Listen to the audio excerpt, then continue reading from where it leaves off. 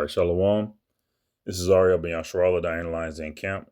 First and foremost, I want to give all praise, honor, and glory to the Father, and to the Son, in the Paleo Hebrew tongue.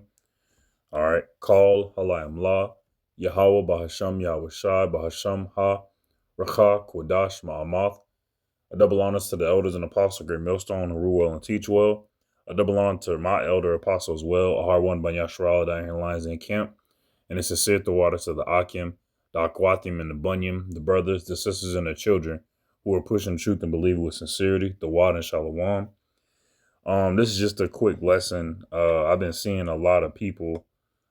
I've been seeing a lot of videos about people talking about camps. You know, they don't do camps, and camps are bad and stuff like that. And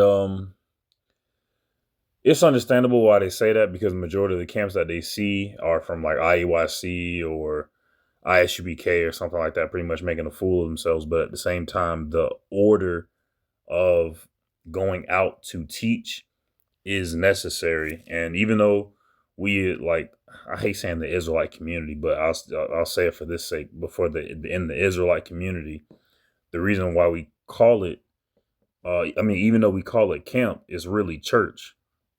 All right. But this is Matthew chapter 18, verse 20. Slack you. It says, "For where 2 or 3 are gathered together in my name, there I am in the midst of them." So that right there shows the importance of fellowshipping, meeting up with the Akim, all right, breaking bread, helping somebody through, whatever tumultuousness that they're going through in their life. All right. Because even though we know the scriptures, when we hear from somebody else, it might hit different, um, but ultimately going out and teaching is part of what the Lord wants us to do. It's part of us, of bringing the elect, waking up the elect in the 1/3.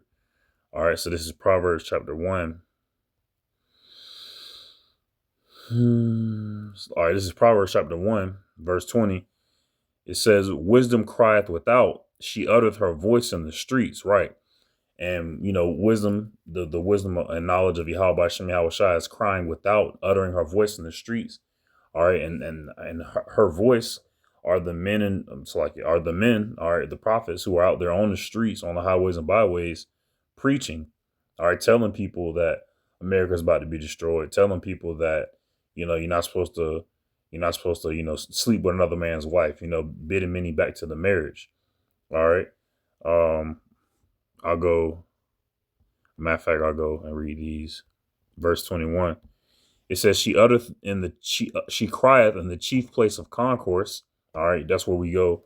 When you go out on the highways and byways, of course, if there's nobody out, there's nobody else. You could teach to the wind, like the scriptures say, but you're supposed to go to a sea of people and fish ultimately, because, you want to wake up our brothers and our brethren. All right. Our kinsmen. In the openings of the gates in the city, she uttereth her words, saying, how long, ye simple ones, will ye love simplicity? And the scorners delight in her scornings, and fools hate knowledge. Right. So, and that's what we being out there is doing. All right. We're waking up our people. All right. We're crying, speaking wisdom out into a sea of people. All right. Hopefully, not hopefully, but to wake up the elect. All right. My next one. All right. This is Proverbs chapter 8, verse 3. So like in verse 1, it says, "Doeth not wisdom cry?" All right. And that's what us going out on the highways and byways week in and week out, that's what it's doing. All right. Not only us going out, but also making these epistles, which you're watching now, these videos. But ultimately, I wanted to focus on us going out on the highways and byways and how important it is, because I see a lot of individuals as I'm watching these videos, they just don't want to. They see the folly in the setup of and the setup of the Lord, pretty much. And even though IUIC and ISBK, they're not doing it with sincerity and with truth, the fact that they are doing it, I guess, counts for something. But a lot of the individuals who say that they're not for camp and all that jazz, you know, then start your own camp. When they talk about, oh, what's wrong with this, what's wrong with that, that's okay. All right, start your own. You do it right. Let your tree bear fruits. All right, and that's what a lot of I see fear in a lot of people who talk about that type of stuff, because if you think you can do it better, do it better. But ultimately, you going it's got to be done. All right. We got to be out there on the highways and byways. Matter of fact, let me finish the rest of the scripture. Do with wisdom cry, and understanding put forth her voice. She standeth in the top of high places, by the way in the place of the paths.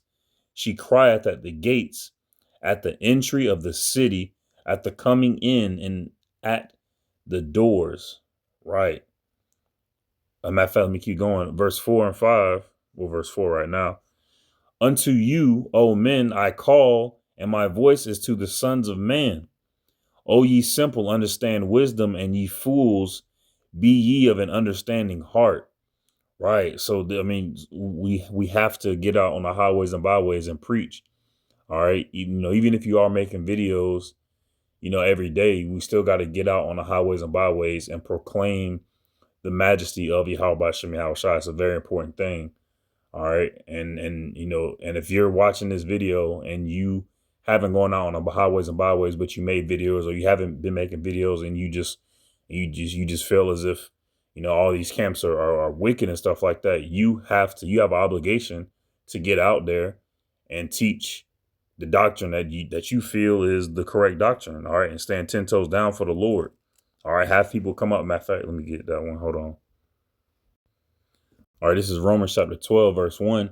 It says, I beseech you, therefore, brethren, by the mercies of Yahweh, that ye present your bodies a living sacrifice, holy, acceptable unto Yahweh, which is your reasonable service. So our reasonable service, just reasonable, all right, is getting out there on the highways and byways, preaching the word, all right, lifting up our voice like a trumpet, all right, having wisdom come out of us, having wisdom cry from us, and giving our bodies as a living sacrifice, holy, all right, set apart, okay, separate, all right. That's one of the important things of going out there on the highways and byways and teaching. That's one of the important things of camp.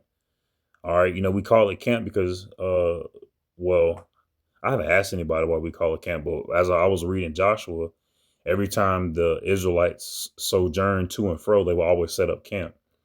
So when I was reading the scriptures and I look at the setup, how we as men sojourn to different places. Well, not sojourn, but when we do move throughout the city, I'll say the city and whatever the city of the men who teach.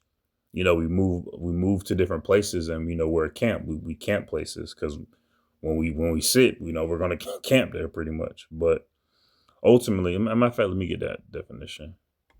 All right, this is the AI overview of the etymology of the word church. All right, Germanic roots tracing back to Greek, meaning of the Lord, likely from that, whatever that word is. I'm not gonna try to say that, or house of the Lord. While many languages often use words from the Greek meaning called out assembly, English adopted the Germanic term for a place of worship, which developed into church, related to German Kirche and Scots Kirk, right? So church isn't just a specific building or a place you go. All right. It's ultimately what you're doing. All right. Just how I said, calling out an assembly. All right. So when you hear the word camp, think church. All right. There's a group of individuals who, I'm just talking about for the individual who isn't in the camp. There's a group of men who are, proclaiming the wisdom of Yahweh Shem Yahushua, well, Lord willing, they are in sincerity and in truth. If you see or hear somebody, But that's ultimately what it is. Let me get my last scripture, because it's important to get out on the highways and byways and teach ultimately. All right, this is First Corinthians chapter 1, verse 21. It says, "For after that is the wisdom of Yahweh. The world by wisdom knew not Yahweh.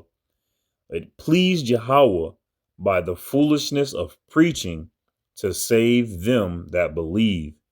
So if you call yourself an Israelite, if you call yourself, a man of the Lord, it pleases Yahweh, pleases the Lord, all right, to go out and preach and look foolish unto the world, all right, ultimately to be saved by the Lord, all right, to show your belief and your hope and your faith in the Lord, all right. So for all these individuals who are saying, they don't like the camps, I heard a motherfucker say they're an individualite.